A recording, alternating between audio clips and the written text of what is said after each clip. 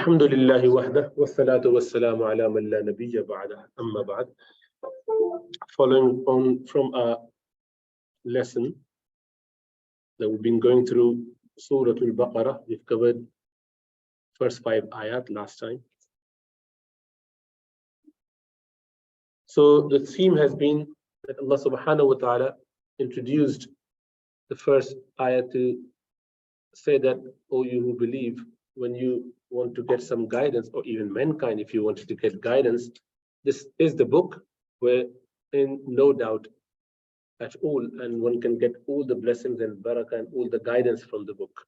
This then followed with first 5 ayat to describe the characteristic of believers. So Allah subhanahu wa ta'ala mentioned in the first 20 ayat about 3 types of people. So first 5 ayat talk about the people who have belief in Allah subhanahu wa ta'ala and their qualification, their qualities.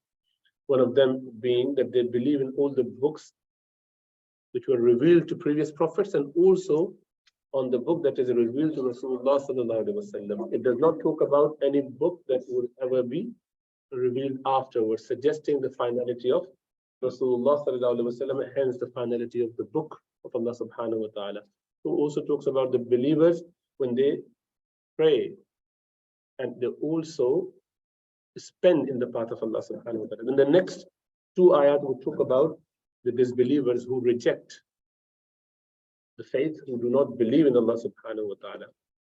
And finally, Allah subhanahu wa ta'ala will explain in detail certain characteristics of the hypocrites, a middle ground, those who did not believe, yet they pretend to believe. So let's start inshallah ta'ala. A'udhu billahi minash shaitanir rajim. Bismillahir rahmanir rahim. Innal ladhina kafaru sawa'un 'alayhim a'anzartahum أم لم تنذرهم لا يؤمنون. Allah says, indeed, verily, الذين, those, kafaru, plural form of kafara, to reject, those who rejected, they declined to believe in. Those who rejected, those people who rejected, indeed, sawa'un, it is equal. This is khabar. It is equal. It is same. Ala, on, him, them. It is equal on them. Whether, if, anzarta, you warn them. Anzarta, you warn. Anzartu, I warn. Anzarti, you female warn. Anzarna, we warned. So anzarta, you warned. Anzarta, whether you warned whom, them, or lam, no, tunzir, did not warn. Now, tunzir, for those who know some Arabic, it is mudari, it is present or future tense. Yet, when you have lam attached to it, it changes into madi. The meaning is that of past form. So, whether you warn them or not warn them, whom, them, la, no, yu'minun, will believe. They would not believe. They are not going to believe.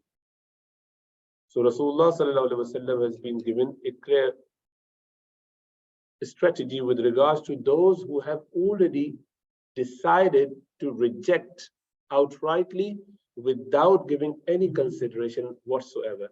And how does that happen? It happens because of arrogance. It only happens when someone has already decided, they've already got preconceived idea that they're not going to change it at all. They're so haughty about their idea that they do not have any possibility of changing it. And it is through their bad action Then Allah subhanahu wa ta'ala mentioned what comes next in the ayah. So again, indeed, those people who rejected, it is equal upon them whether you warn them or you did not warn them. They will not believe. They won't accept. Kafara literally means to cover up. Kafara means to cover up. That is why a farmer is called kafir as well. Because what he does, he covers up the seed inside the earth. Then whoever rejects or refuses to accept is called kafir. Someone who has been presented with the fact, he looks at that and says, I don't believe it. So for us as Muslims, we are believer in the message from Rasulullah sallallahu alaihi wasallam, but we are kafir with regards to other faiths. So if a Hindu comes to us and say that I believe in this idol to be God, do you accept that? So the many people who would believe are the believer for Hinduism, but us Muslims, we reject it. So we are rejected, we are kafir. So literally, it's a rejecter. Now the term has got a lot of negativity with it. So people do not like to be called kafir, even if they do reject the idea or the faith. So Islam does not require Muslims to reject and say people who are rejected as rejected. You don't have to call them kafir. If they don't like it, don't like it. They've got their own belief and they would rather be called non-Muslims rather than a kafir. So especially with this, political nuance with this word, it is not at all appropriate for Muslims to start calling out others kafir. Don't have to. It's not part of our faith. But we'll know that though. Those who reject, they are by definition rejectors. But since the term has got some political correctness attached to it, we should try and avoid that because there's no point. What would you achieve by that?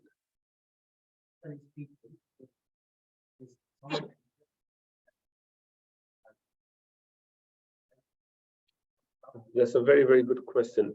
If they've not ever been exposed to the concept of Islam, they've not been presented with the faith, and then they don't know. So they've never actually rejected. So there are different types of kufr. So they've not done kufr juhud, they've not rejected in that sense, but there's a certain level of acceptance to the creator. They might not know the nuanced understanding of Islamic teaching, yet they have the sense within themselves, as Allah says, فَأَلْهَمَهَا فُجُورَهَا وَتَقْوَاهَا. They've been instilled with, they've been given this inspiration about the goodness and the badness. And that is what we discussed when we started off the Surah Al-Fatiha.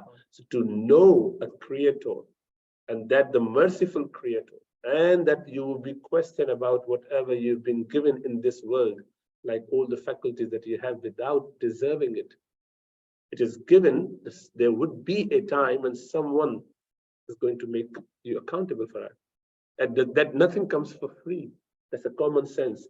So to know a creator, because I wasn't here, I know, the day I first realized that 1972, 28th of April, before that I wasn't in this world. I was in my mom's tummy for 9 months, but before that, nowhere. In my father's loin, but before that, I was nowhere. So, there was a time when I wasn't here. So we were not at all present, but there came a time that I am, and since then I am here. And I know that I haven't done anything to deserve that as a payment, as a compensation. I didn't do anything. My parents didn't do any good deeds to make me into a human being, except that they were given this favor by Allah subhanahu wa ta'ala, and I was likewise.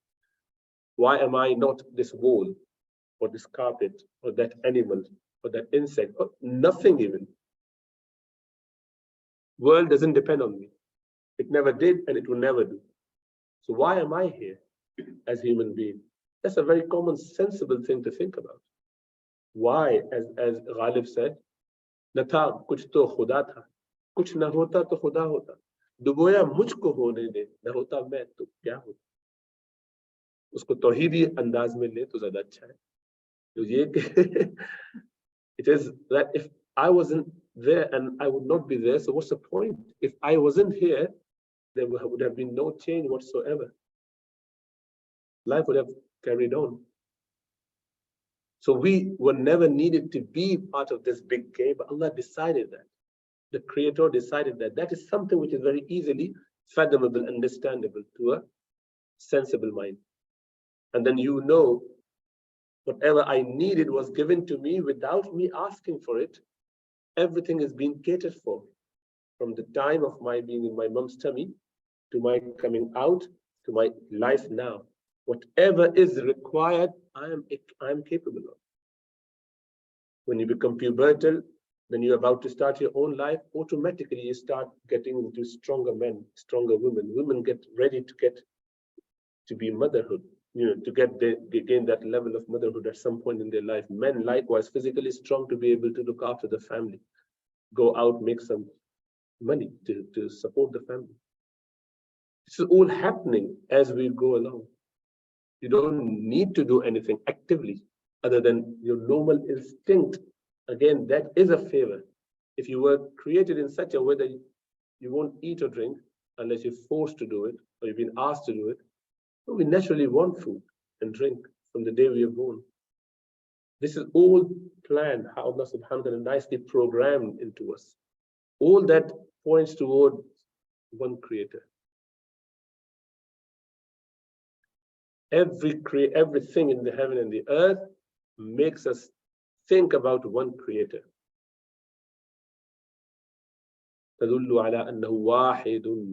Everything points towards Allah's oneness, the creator. So that much is expected from everyone, even if they're in Amazon jungle, never seen anything of truth. They could clearly see that. But inshallah, with time, and it's Allah's promise that He would definitely سَنُرِيهِمْ آيَاتِنَا فِي الْآفَاقِ وَفِي أَنفُسِهِمْ حَتَّى يَتَبَيَّنَ لَهُمْ أَنَّهُ الْحَقُّ. We would definitely show them our signs within themselves and without in the universe, until it becomes so clear to them that this is haqq, this Quran is haqq, this deen is haqq, Allah subhanahu wa ta'ala is haqq, Rasulullah sallallahu alaihi wasallam is the final messenger. That possibility would be always there for people to come to. And that is why you see many people coming to Islam despite all the negativity in the media, all the propaganda. This is on its own, not because of us. We haven't done anything. In fact, we do a lot of bad things and people are pushed away from Islam with our bad attitudes. Not Islamic teaching, but our personal insufficiency or deficiencies that cause people to be pushed away from Islam. And yet, Allah subhanahu wa ta'ala, His own ways, bring people close to Islam. That on its own is a miraculous nature of the deen. So they would get that chance. If there was a possibility that someone never had a chance to see the truth, and they've not rejected it, obviously, so on the day of judgment, they will be given chance to accept or follow the commands of Allah subhanahu wa ta'ala. There will obviously be big test. Once the veil has been lifted of unseen, there'll be tough question or the test from Allah subhanahu wa ta'ala, but that's between Allah and Him. Allah is just, He would never leave anyone in hellfire, God forbid, without giving them due possibilities and options and opportunities to accept. And then inshallah ta'ala they would accept. Okay, so then Allah says khatama. Khatama means to stamp. Khatam, to seal. Khatam. Khatam is the ring that people have with the stamp. Rasulullah sallallahu alaihi wasallam would have khatim fiddah, the silver ring which has Muhammad Rasulullah written in a way when you put on the letter and right at the end, it will become Muhammad Rasulullah in a straight form. So that's a seal. Rasulullah sallallahu alaihi wasallam carved on that was Muhammad Rasulullah as a seal, as a stamp. And this was when Rasulullah sallallahu alaihi wasallam started sending the letters out to the other kings to invite them to Islam. The Sahaba said, Ya Rasulullah sallallahu alaihi wasallam, people do not take it as a letter officially coming from the head of a state unless it has been endorsed and embossed with a sign of some sort. So let's just create that, let's just build that up, and they got that, and it was then become a done thing. So Rasulullah sallallahu alaihi wasallam sort of sealed, khatam, this the khatam as it, the stamp or the seal or the ring.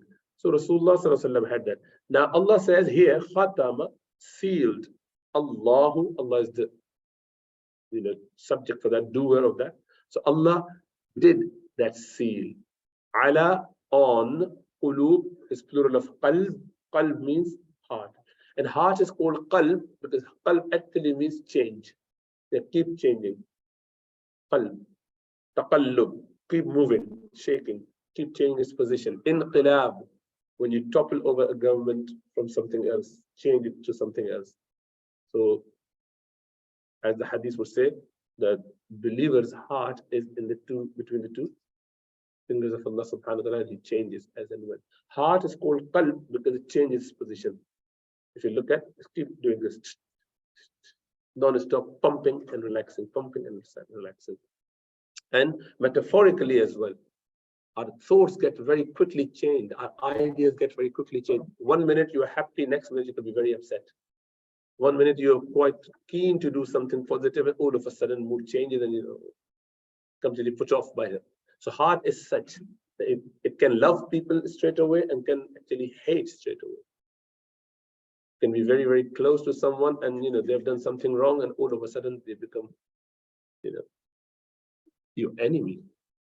So that's how the qalb is. So Allah says qalb, the plural of that is qulub. So Allah has put sealed on their qulub hearts, their hearts, of them or their hearts. Wa, and ala, on, sam'a means hearing, their hearing. Okay, on their hearing is masdar as well. Sam'a is their hearing, and sama' is another masdar, similar meaning, but Allah subhanahu wa ta'ala use sam'ihim, their hearing. So Allah puts seal on their heart and on their hearing. And wa, on, ala, wa, and ala, on, and on absari, basar, see, basar, sight. So absar is there. So on their sight, on their looking, on their sight, absar is plural of that. On their eyes, him, their sight, their eyes. Ghishawa is a covering, a layer, something that would cover it. Ghashiyah, when you become unconscious, your mind is clouded, we say ghashiyah. Ghashiyatuhum ar-rahmah. When the people are sitting together in the house of Allah subhanahu wa ta'ala, in order to learn deen of Allah subhanahu wa ta'ala, learn some ayat of Quran, Allah says, Rasulullah sallallahu alaihi wasallam mentioned that Allah subhanahu wa ta'ala is very happy with them. They are surrounded by the angels, and ghashiyatuhum ar-rahmah. So rahmah covers them, mercy covers them, Allah subhanahu wa ta'ala. So they've got veil, means that with their sickness, with their sins, they have come to a level where they cannot see through. The truth is right in front of them, and they would reject. And that happens with arrogance. And we heard about Abu Jahl, and we know about Abu Jahl, how he was the most wise man and was a leader, one of the leaders of Quraysh. Abul Hikam was his name, the father of wisdom, someone who knows a lot, a very wise man. And yet he became so arrogant, and he got completely oblivious to the teaching of Islam. He had to reject it. Now, in the beginning, when he was going to listen to Quranic recitation by Rasulullah sallallahu alaihi wasallam, so Rasulullah sallallahu alaihi wasallam, in the early stages, he was commanded by Allah subhanahu wa ta'ala to stand up in prayer. This was mainly a tahajjud prayer after Isha. He would spend long hours. Allah says, half night, more than half, 3/4 of the night, or little less. So this is how. So minimum, more than a quarter, a third minimum. Sulusayil layl, one is or half. So that was Rasulullah sallallahu alaihi wasallam, the regular practice. So during the day, he's inviting people to Deen and tired and working hard. And at night time, he would be in prayer with Allah subhanahu wa ta'ala, connection with Allah subhanahu wa ta'ala. So he would recite whatever has been revealed by then, and people would listen. So these three leaders, they came and they listened to Quran. Abu Jahl was one of them. And they were so engrossed in that beautiful recitation, the words from Allah subhanahu wa ta'ala recited by Rasulullah sallallahu alaihi wasallam in the midst of the night. You imagine, and these people know Arabic to the maximum, and they could understand the grandeur of the language, the beauty of the language, the eloquence of the language, and the way it is recited, obviously. They got so much engrossed in it, they couldn't leave the place until when they saw the dawn. So they came out, and each of them then started scolding the other. Why are you here? What? Oh, no, I know, came here to listen to her. Don't do that. If people found out, there'd be a problem. We are pushing them away from Islam. We're just torturing them for this. And we are doing ourselves listening to the words. Don't do that. That night, they all came again, thinking the others won't be here.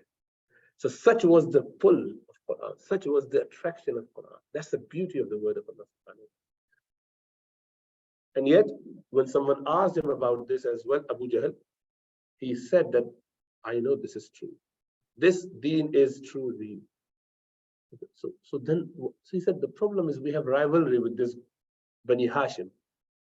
So they are fantastic and we are fantastic. They are quite high in their, number of people that they have in their clan, as we are the same.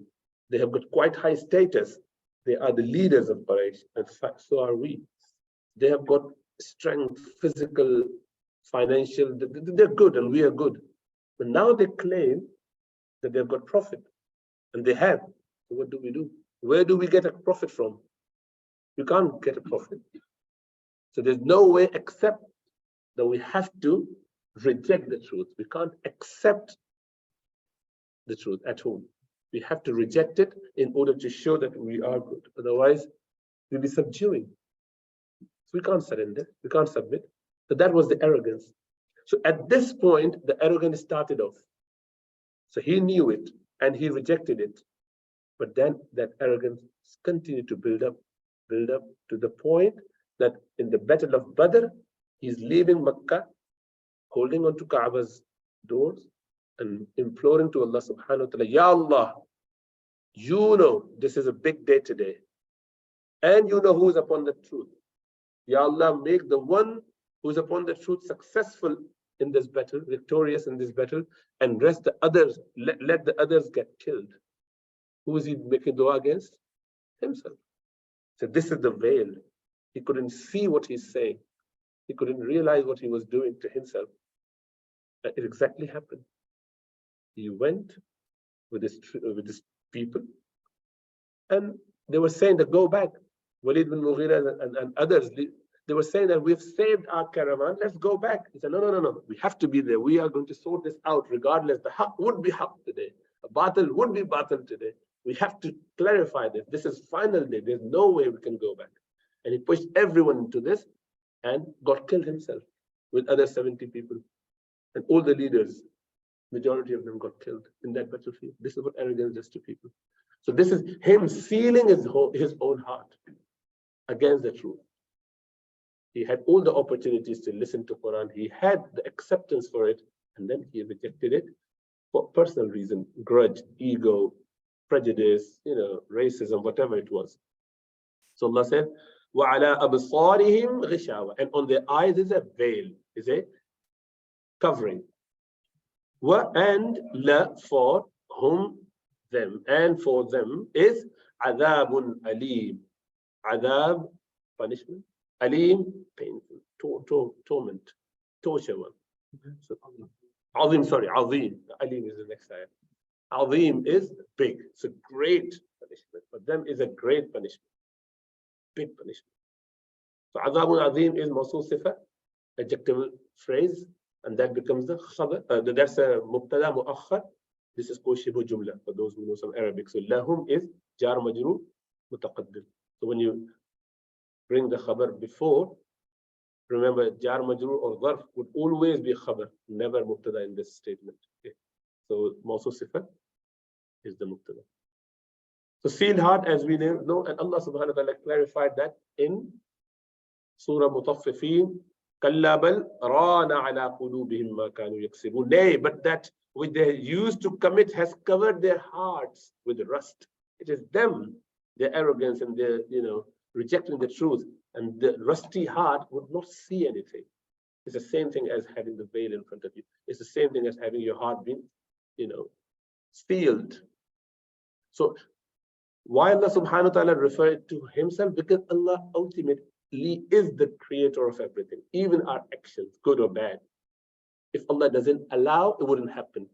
So the example to that is, just to make it easy, you've got your 5-year-old, keep touching or keep trying to get the hot cup of tea from you. You say, no, go away. Or maybe 2 or 3-year-old, no, don't do it, but keep doing it.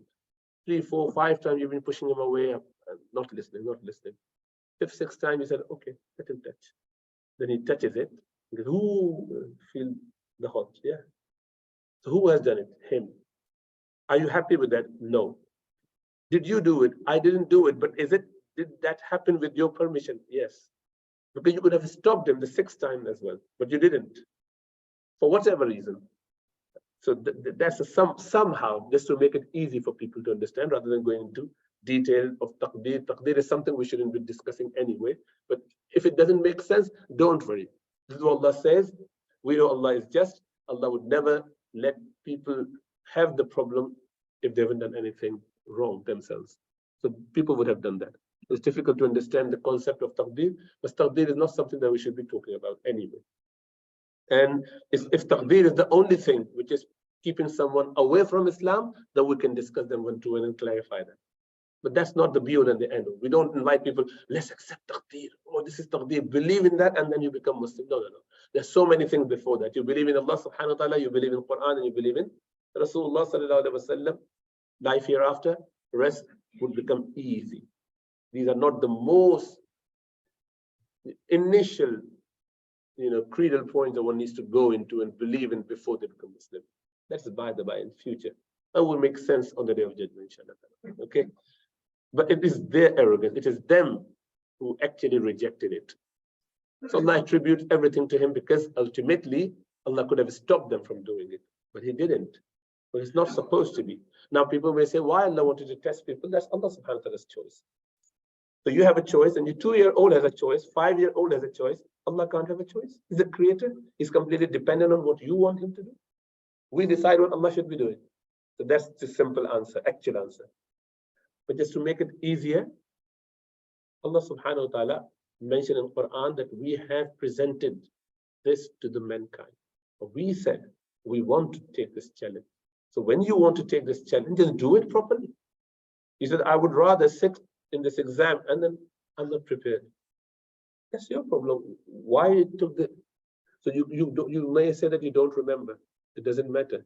Allah says in Quran, so we believe in Allah subhanahu wa ta'ala. Allah said, Inna aradna al-amanata ala samawati wal ardi wal jibali fa abayn an yahmillaha fa ashfaqna minha wa hamalaha al-insan. Allah says that we have presented this responsibility to become the vicegerent, to become the Khalifa, to get the highest level among the creation, and be the holder of Quran, be the recipient of the word of Allah subhanahu wa ta'ala. We also know, Ya Allah. So the mountains, the heavens and the earth, they say, no, not at all. We don't want that. And they got scared of it. وَحَمَلَهَا الْإِنسَانِ. Insan said, I'm going to do that because we are like this, isn't it? The smallest kid, you ask any question, they would just, and they don't know the answer. We know that they don't, but they still do that. That's the nature of human beings. We're very childish.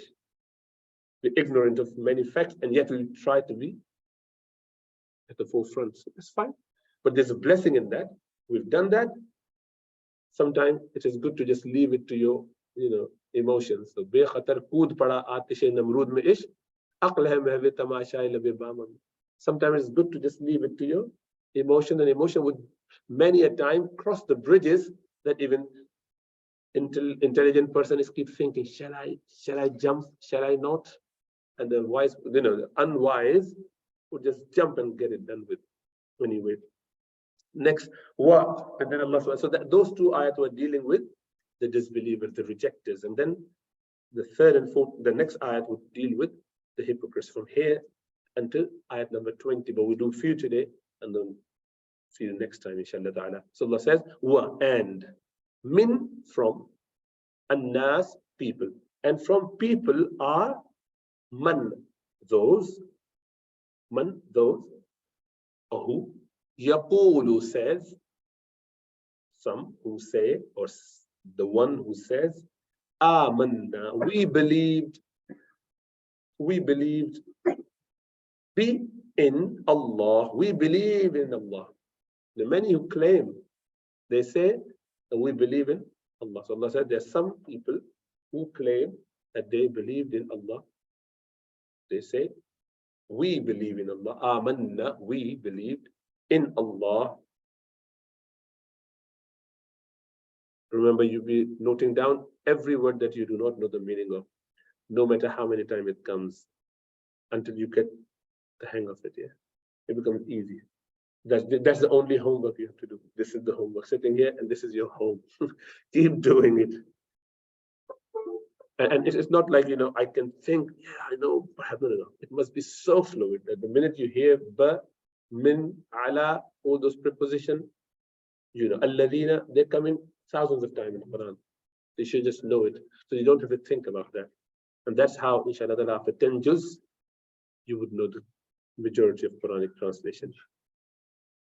Well, and so they say that we believe in Allah and be in al-yawm al-akhir, mawsuf sifa again, with ma'rifah construction. So in the day, the last. In Arabic, you have the with both. So, but obviously we don't translate it like that. In the last day. So they say, we believe in Allah and we believe in last day. While, so this wow haliya, you can translate it as wow haliya, while, whereas, and yet, those are the good meaning. You can just say and as well, but it suits better. So they claim that, and they say that we believe in Allah and the last day, yet they do not. They are not believers, it says. So Allah is trying to expose them, how they have been. They're showing off their faith, and internally in their heart, they are non-believers. Ma is of many types. This ma is, the first ma came in the first or second ayat, the third ayat. وَمِمَّا رَزَقْنَاهُمْ. So that was mawsula, that means, and that from what we've provided them. So ma, that was mawsula, relative pronoun. This one is nafiya, it means no. And they do not, they did not. وَمَا they are not. Them, be. This is za'ida. There's no translation to this ba, by the way. So this is another thing. Sometimes certain letters do appear in Quran and in Arabic to beautify, but they don't mean anything. They're just there to beautify. That's the eloquence of the language. So you can maybe add a meaning to it. It has a meaning, but it is not needed to translate it. They are not believers. They're not those who would believe in Allah subhanahu wa ta'ala. وَمَا هُمْ بِمُؤْمِنِينَ. You could just say وَمَا هُمْ مُؤْمِنُونَ. If you say وَمَا هُمْ مُؤْمِنُونَ, that's fine. But it's not as beautiful from the language point of view, from the beauty point of view. وَمَا هُمْ بِمُؤْمِنِينَ. Saying that is way better and it has got much more strength and emphasis. So it just adds up to the beauty plus the meaning in that sense, but on its own, it hasn't got a meaning to be translated as. Okay, so this zaida, additional. Be mu'minin, and they're not believers.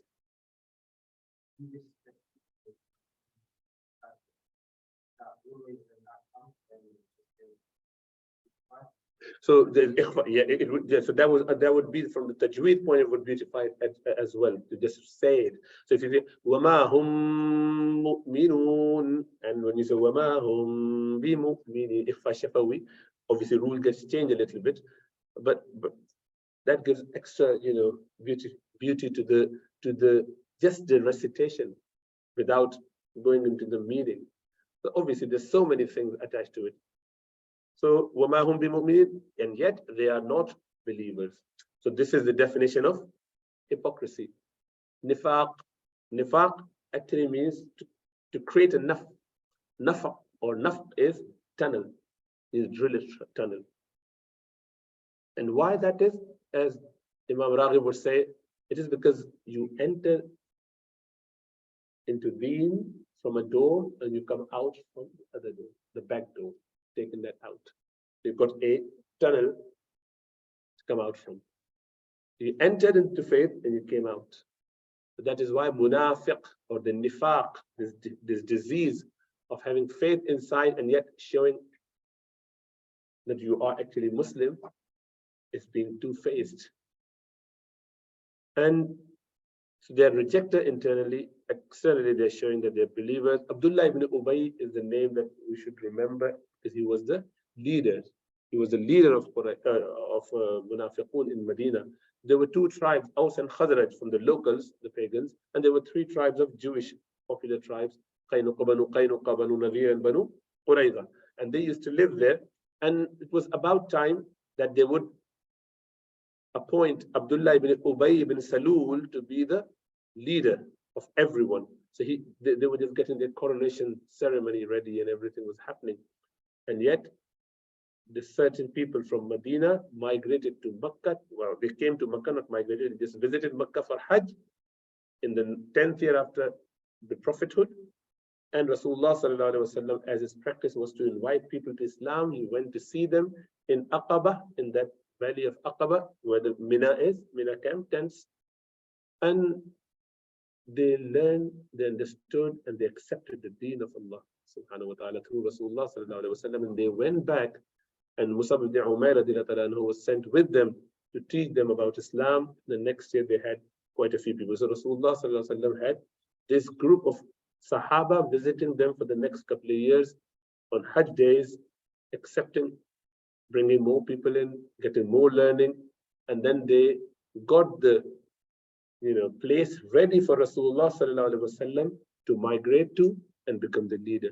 So as Rasulullah sallallahu alaihi wasallam came, he made brotherhood between Ansar and Muhajirun. He had pacts with Jewish people, with local people. Everyone took him and accepted him as their leader. And then Rasulullah sallallahu alaihi wasallam became the leader of everyone in Medina. Even for non-Muslims, they accepted him. This was a big setback for Abdullah ibn Ubay. He didn't like it, obviously. So he had this idea, let me just, if at this point I step back, I will be outcasted and I would never have a chance to get to the throne. And it may be that one day when Muhammad sallallahu alaihi wasallam is not anymore, either he would go back to Makkah or he be whatever, killed, dead, whatever, I would then be the leader. So let me just try to be with them, show that we are Muslims, and then slowly and slowly, and get all the benefits and stay away when there's harm coming in. So they just like Allah subhanahu wa ta'ala would explain that how they behaved. And Allah subhanahu wa ta'ala mentioned quite a few details about these munafiqun. In these surah, you would find something of nifaq. What are their qualities, how they behave. And if you look at that, there's so many. I will show you some of 30 different things which are the signs of nifaq. Now, nifaq could be in aqidah, which is these people who clearly had that idea, but there are certain people who behave like munafiq, like hypocrite in their action. And Rasulullah sallallahu alaihi wasallam told us about those certain signs, and Quran mentioned quite a few signs as well. So if you put them together, there's a good number of signs. We just go through them without mentioning anything except that we read it. And I hope that everyone would start contemplating on seeing which of these I may be knowingly or unknowingly, accidentally committing. And I need to just check myself and improve my situation so I don't leave this world in that state of nifaq. It's very, very important, inshallah ta'ala. So Allah says, yukhadi'u. Khada'a, yukhadi'u means to betray. So yukhadi'una, they deceive Allah. They try to deceive Allah subhanahu wa ta'ala. Obviously they can't, they try in their own ideas. And alladhina, those people, amanu, who believed. So they try to deceive Allah and the believers, from Rasulullah sallallahu alaihi wasallam down to all the believers who were there in Medina. So they try to do the khada'a. Khada'a yakhda'u from the fatah. They try to deceive Allah and those who believed. While or and ma, no, not. Yakhda'una, they do not deceive. Illa, except anfusa. Anfus is plural of nafs. The soul, themselves. Hum, anfusahum, themselves. So they're not deceiving Allah or Rasulullah or the believers, rather they're deceiving themselves. So they do not deceive except themselves. Again, while would be better here. A good translation. While ma yash'urun, not yash'urun, they know. While they do not know, while they're not aware, they haven't got shu'ur of that. They haven't got idea about it. They don't know. So they're deceiving. Actually, they're deceiving themselves. Because in reality, they can't deceive Allah. Allah is on, many occasions going to expose them. They thought this plot of us would be unknown to Rasulullah sallallahu alaihi wasallam or the believer. Allah made it, as I mentioned, so many ayat, keep exposing them. Keep exposing the Masjid al-Darar that they built, about all their practices. Clear cut. The Surah Munafiqun itself is in 28 juz. So a lot of nifaq. Then Allah says, the reason they do that is fi, in qulub, plural of qalb, him, there. In their hearts, fi qulub, hearts, him, there, marad, a disease. Fi qulubihim marad, in their heart is a disease, illness. So zada, increased, them, Allah, maradan, Allah has increased them in their disease. Again, the same thing. If they wanted to follow that path, Allah made it easy for them. Allah does not stop people if they do not want to follow the path of Allah subhanahu wa ta'ala. Allah says, those who want to do bad, فَسَنُيَسِّرُهُ لِلْعُسْرَى, we make whatever path they want to choose, we will make easy for them. You want to go away from us, Allah would make everything easy for you to stay away. If you wanted to just return back with humility, because humility has to be there. And we all know our limitation, our intellectual limitation, our physical limitation. And we know that, and yet we try to not accept that. That's a very, very bad attitude. So be humble. Wa, and la, for whom, them, adabun, punishment, alim, painful. This is painful, torturous punishment. Because they've got double problem. They are rejected and then they are deceiving as well.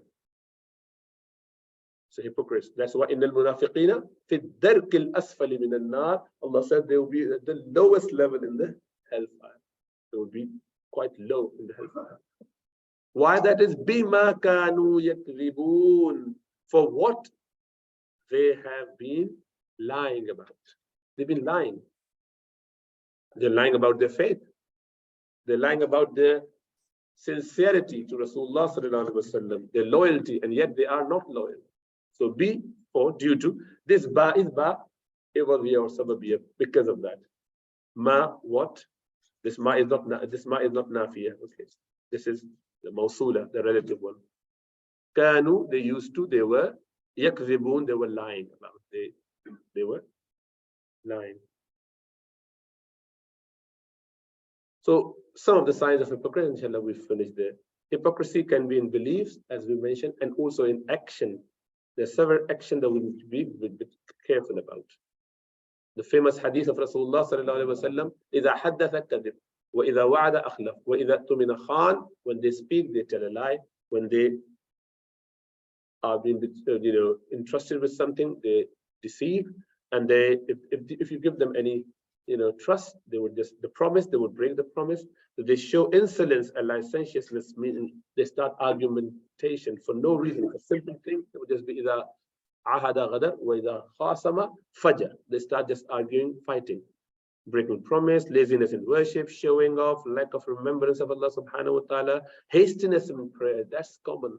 Very quick prayer, as if we are just, there to peck on the ground. This is our sajda and then come out of it. Slandering the believers, mocking Quran and Sunnah, mocking the practices. A protective oath means that you take oath for no. Wallahi, I have not done it, to lie. By Allah, I never did that. It wasn't my fault. Don't judge me. In order to protect yourself, even take oath on Quran. Dislike to spend for the sake of Allah subhanahu wa ta'ala. They don't want to spend in the path of Allah subhanahu wa ta'ala. There's a desertion and abandonment of Muslims. They said, when they're in trouble, leave them away. In the Battle of Uhud, they did. And rumors. And this is something we do a lot on YouTube, WhatsApp, whatever social media you are on. Whatever comes to you, spread to everyone else. That's a sign of a disbeliever. That's a sign of a munafiqun as well. Finding faults in Allah's decree. It doesn't make sense. Now the billah people say that a lot. Bringing down the honor of the righteous. It's trying to defame people. How the slander said Aisha radiallahu anha. Remaining away from the congregational prayer, Jama'ah. The Sahaba would consider that person to be munafiq if he doesn't join the Jama'ah regularly or miss out without reason. Causing mischief while claiming establishing peace, which would come in the next ayat that we'll go inshallah next week. Outward behavior contradicting what is in the heart.